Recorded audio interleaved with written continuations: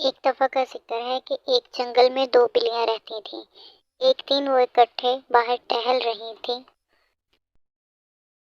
چلتے چلتے دونوں کی نظر ایک روٹی کے ٹکڑے پر پڑی۔ وہ دونوں اس کی طرف لپکیں۔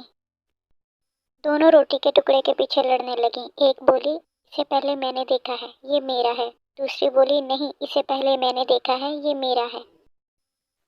پاس ہی ایک بندر بیٹھا تھا جو کافی دیر سے ان دونوں کا تماشا دیکھ رہا تھا۔ وہ بولا، بہنوں، لڑ کیوں رہی ہو؟ لاؤ میں تم دونوں کو روٹی کا ٹکڑا آدھا آدھا کر کے دے دیتا ہوں۔ بلیوں نے بندر کی بات مان لی اور روٹی کا ٹکڑا بندر کو پکڑا دیا تاکہ وہ ان دونوں کو آدھا آدھا کر کے دے دے۔ بندر نے روٹی کا ٹکڑا لیا اور درخت پر بیٹھ کر مزے سے کھانے لگا۔ بیچاری بلیاں اب سوائے منہ دیکھنے کے کچھ بھی نہیں کر سکتی تھی۔